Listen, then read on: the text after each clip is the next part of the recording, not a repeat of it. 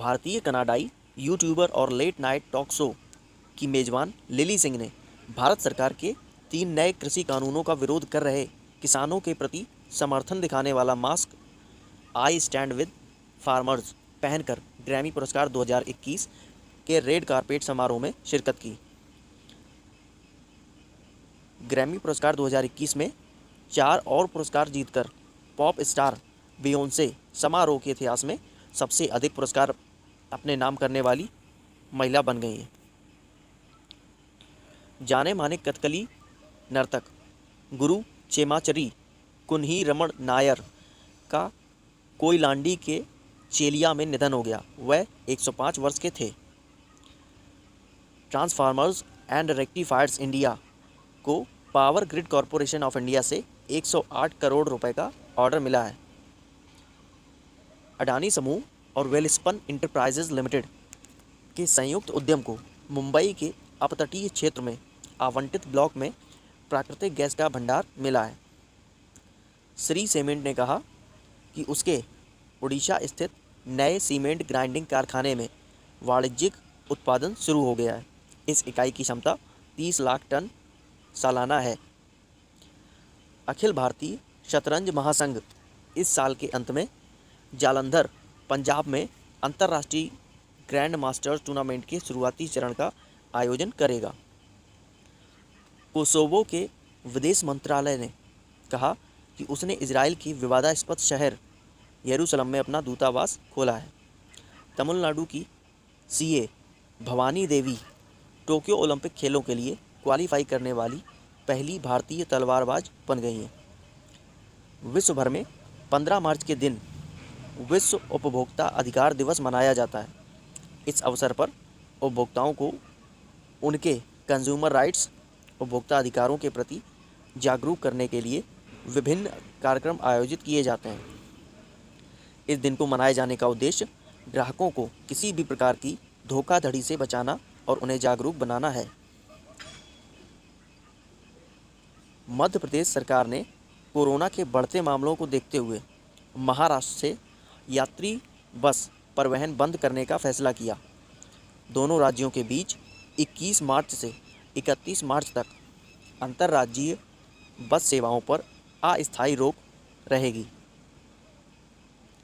भारत में हर वर्ष 16 मार्च राष्ट्रीय टीकाकरण दिवस नेशनल वैक्सीनेशन डे के रूप में मनाया जाता है।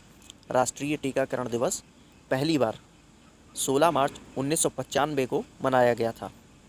इस दिन भारत में साल 1995 में मुंह के जरिए पोलियो वैक्सीन की पहली खुराक दी गई थी। भारत से पोलियो को जड़ से ख़त्म करने का अभियान पल्स पोलियो कैंपेन के जरिए सरकार द्वारा शुरू किया गया था। रूस के वैज्ञानिकों ने हाल ही में बैकाल झील के अंदर एक बड़ा स्पेस टेलीस्कोप लगाया है। इस टेलीस्कोप को साल 2015 से बनाया जा रहा था। इसका काम न्यूट्रिनोस का पता लगाना है। न्यूट्रिनोस दुनिया के सबसे छोटे कण होते हैं। इसकी निगरानी करना या इनकी मात्रा जानना बेहद कठिन है, इसलिए यह टेलीस्कोप लगाया गया है। वैज्ञानिकों ने इस टेलीस्कोप को बैकाल GVD नाम दिया है। विश्व बैंक ने बांग्लादेश की मदद के लिए 200 मिलियन अमेरिकी डॉलर की मंजूरी दी है। यह परियोजना लगभग 2 लाख प्रवासियों को मदद करेगी। इससे उन्हें दोबारा प्रवास की तैयारी करने में मदद मिलेगी। साथ ही इस राशि का उपयोग निम्न आय वाले शहरी युवाओं को सहायता और सेवाएं प्रदान करने के लिए किया जाएगा, जो कोविड-19 महामारी से प्रभावित हुए हैं और जो अपनी नौकरी खो चुके हैं या कोविड-19 महामारी के बीच देश जिनको वापस लौटना पड़ा है अपने देश में। हर साल मार्च महीने में तीसरे शुक्रवार को वर्ल्ड स्लीप डे मनाया जाता है। इसे पहली बार साल 2008 में मनाया गया था। इसके बाद से हर साल मार्च महीने में तीसरे शुक्रवार को विश्व स्लीप डे मनाया जाता है। इसका मुख्य उद्देश्य लोगों को नींद और सेहत के बीच संबंध के प्रति जागरूक करना है। इस साल विश्व स्लीप डे का theme regular sleep healthy future है। वेस्टइंडीज़ के महान क्रिकेटर माइकल होल्डिंग को ब्लैक लाइव्स मैटर अभियान के समर्थन के लिए SJA ब्रिटिश खेल पत्रकारिता 2020 पुरस्कारों में सर्वश्रेष्ठ विशेषज्ञ चुना गया। होल्डिंग ने पिछले साल इंग्लैंड और वेस्टइंडीज़ के बीच सीरीज़ के दौरान नस्लवाद के खिलाफ मजबूत संदेश दिया था। उन्होंने कहा था कि अश्वेतों के योगदान को इतिहास से उन लोगों ने हटा दिया है जिन्होंने ऐसा इतिहास लिखा है। वे 1970 से 1980 के दशक के वेस्टइंडीज़ के भयभीत करने वाले तेज़ गेंदबाज थे। नीदरलैंड में प्रधानमंत्री मार्क रूटे ने लगातार चौथी बार आम चुनावों में अपनी पार्टी को जीत दिलाई। लॉकडाउन के बीच 17 मार्च 2021 को नई संसद को चुनने के लिए वोट डाले गए और रूटे की पार्टी सबसे बड़े दल के तौर पर उभर रही है।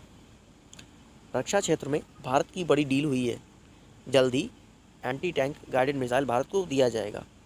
भारतीय सेना की मारक क्षमता में भारी वृद्धि होने जा रही है।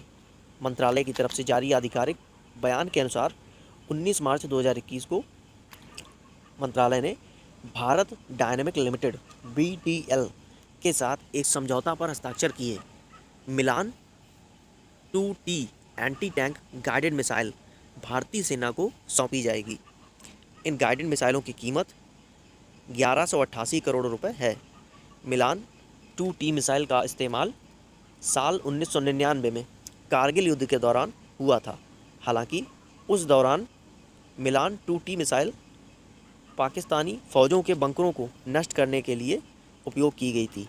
मिलान 2T फ्रांस की ATGM है, semi automatic command to line of sight. Milan 2T wire guided missile है। भारत और कुवैत ने भाईचारे और मित्रता के संबंधों को सुदृढ़ करने और सभी क्षेत्रों में सहयोग के तौर तरीकों का पता लगाने के लिए संयुक्त आयोग के गठन का निर्णय लिया है। दोनों देशों की तरफ से जारी एक संयुक्त बयान में कहा गया है कि सभी द्विपक्षीय मामलों की समीक्षा के लिए संयुक्त आयोग की बैठक नियमित रूप से बुलाई जाएगी। भारत को कच्चे तेल और LPG की आपूर्ति का कुवैत एक विश्वसनीय आपूर्ति करता है। ऐतिहासिक रूप से भारत और कुवैत के बीच महत्वपूर्ण व्यापार संबंध रहे हैं और भारत लगातार कुवैत के शीर्ष व्यापार भागीदारों में शामिल रहा है। कुवैत में लगभग 6,41,000 भारतीय रहते हैं, जो दोनों देशों के संबंधों को एक महत्वपूर्ण आधार प्रदान करते हैं। संयुक्त राष्ट्र के सभी सदस्य राज्यों के लिए गठबंधन की सदस्यता प्रदान करने के लिए 8 जनवरी 2021 को ISA के फ्रेमवर्क समझौते में संशोधन के बाद इतावली गणराज्य ने ISA के फ्रेमवर्क समझौते पर हस्ताक्षर किए। इस फ्रेमवर्क समझौते पर इटली के राजदूत विंसेंजो डी लुका ने हस्ताक्षर किए थे। ISA भारत द्वारा शुरू किया गया एक गठबंधन है जिसमें 120 से अधिक देश शामिल हैं। इस संगठन में अधिकांश सदस्य गर्म देशों से आते हैं जो पूरी तरह या आंशिक रूप से मकर रेखा और कर्क रेखा के बीच स्थित हैं। इस वैश्विक गठबंधन का उद्देश्य स्थायी सौर ऊर्जा के व्यापक और तीव्र इस्तेमाल के माध्यम से पेरिस जलवायु समझौते के कार्यान्वयन में योगदान करना है।